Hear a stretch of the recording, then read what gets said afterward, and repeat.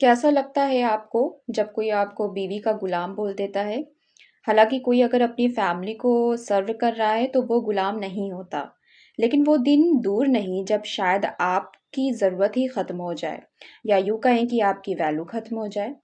आप सोच रहे होंगे कि मैं ये कैसी नासमझी सी बातें कर रही हूँ, किसी के घर परिवार में या सोशली वैल्यू कैसे ख़त्म हो सकती है?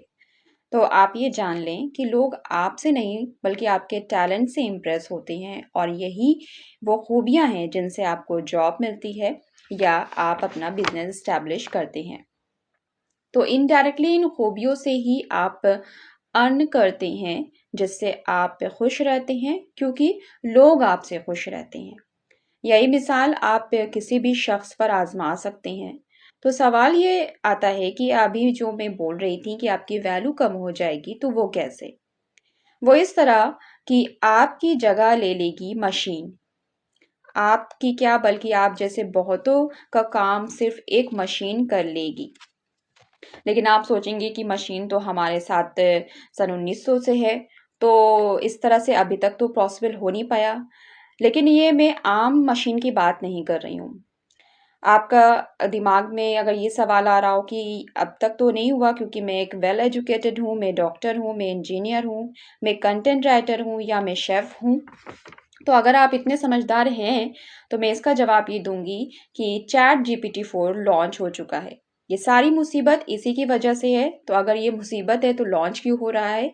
इसका भी जवाब मिलेगा, तो बने रहिए वीडियो के लास्ट तक। लेकिन उससे पहले हम एनालिसिस करेंगे कि चैट जीपीटी है क्या।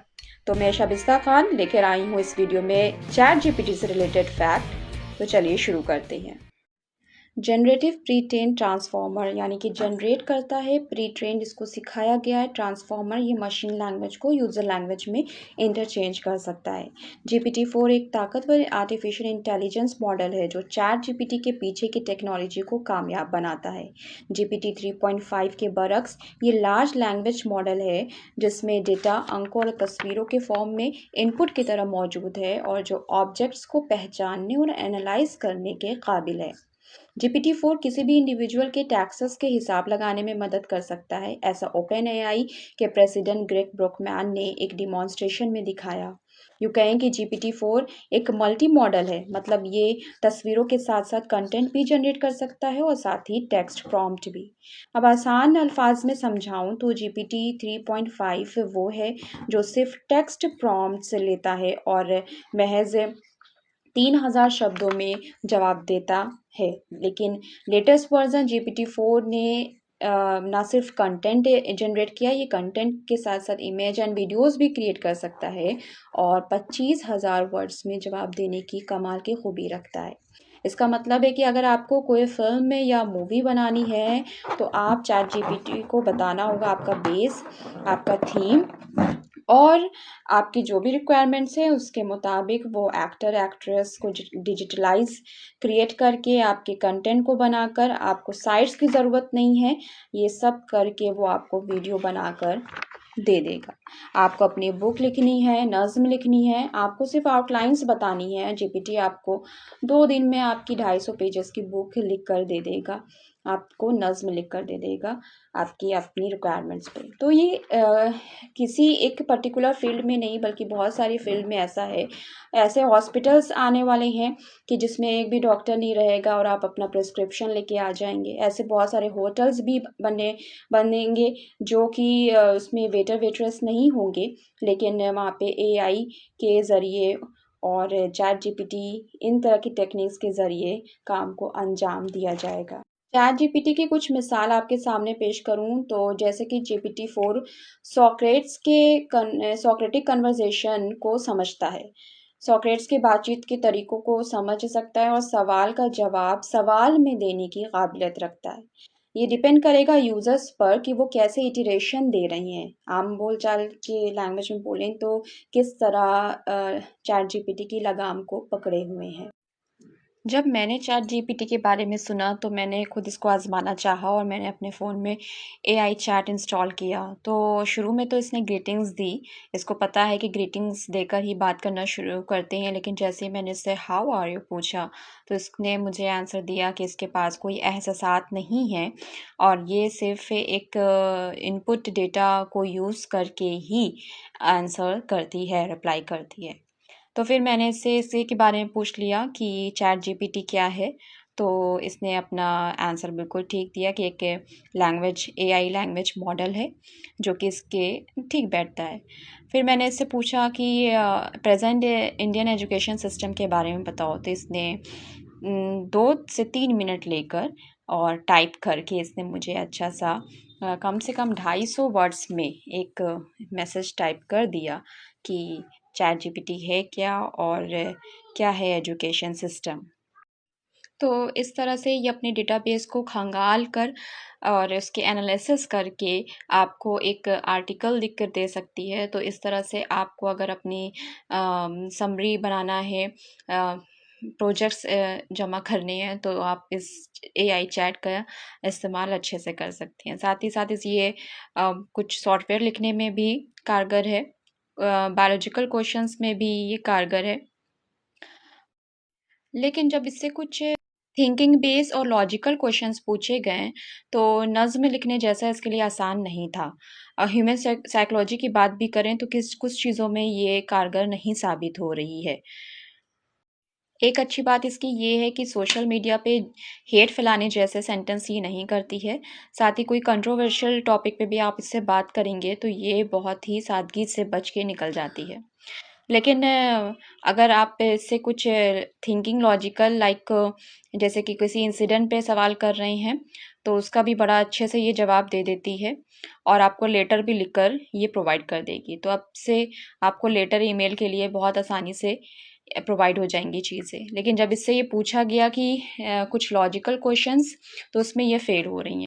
जैसे कि एआई चैट को ये नहीं पता कि 19 वर्ड में कितने लेटर्स हैं और उसका कॉन्ट्रा आंसर भी वो बड़े ही इलॉजिकल वे में दे रही है। तो नेक्स्ट टाइम आप एआई की यूज़ से अगर अपना होमवर्क सबमिट कर रहे हैं, तो उसको प्लीज़ एक बार रीड कर लें, चेक कर लें।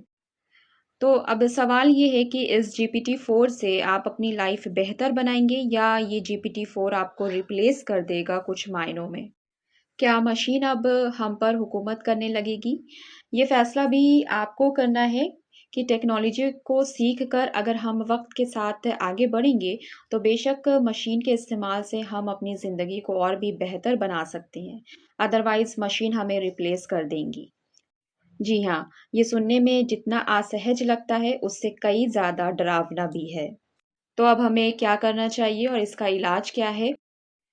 मेरे व्यू के हिसाब से हमारे पास 2 ऑप्शन हो सकते हैं और जैसा कि प्रोफ़ेसर डॉक्टर जावेद इकबाल भी कहते हैं कि हम या तो देहात में वापस चले जाएँ, अपना खाना खुद उगाएँ, खुद ही प्रोड्यूसर बन जाएँ और खुद ही कंज़्यूमर।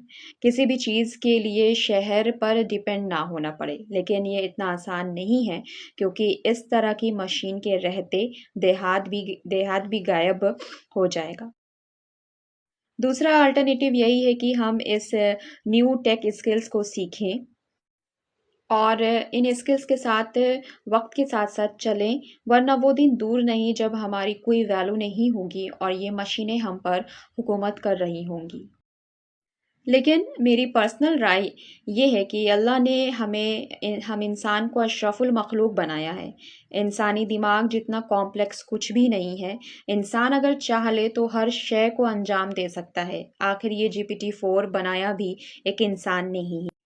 भले ही ChatGPT logical thinking controversial answers देने में कामयाब नहीं है, लेकिन कुछ प्रोफेशंस को वाकई में ये रिप्लेस करने में बिल्कुल कारगर साबित होगी।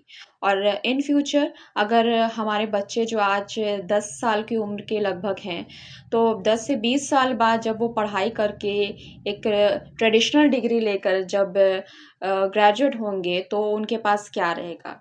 तब ये मशीनें उनको पीछे कर सकती हैं। तो बेहतर है कि हम सोचें कि कैसे मशीन के साथ हमें आगे बढ़ना है और कैसे इनका ना गुलाम बन के बल्कि इनसे हमें काम निकालना है, इनसे हमें काम लेना है।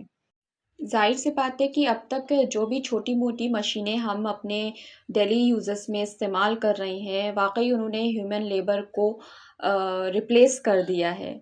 तो अब ये जो एआई हम आर्टिफ़िशियल इंटेलिजेंस की मशीनें यूज़ करके जो बनाई जा रही हैं, वाक़ई इनका भी इम्पैक्ट कहीं न कहीं हमारी लाइफ़ में, फ्यूचर में आने वाला ज़रूर है। तो अब मैं अपनी बात को कंक्लूड करना चाहूँगी कि ये डिपेंड करता है हम इंसानों पर कि हम इस टेक्नोलॉजी को कैसे इस्तेमाल करें कि ये हमारे लिए नेमत बन के रहें, ना कि ज़हमत बन जाए।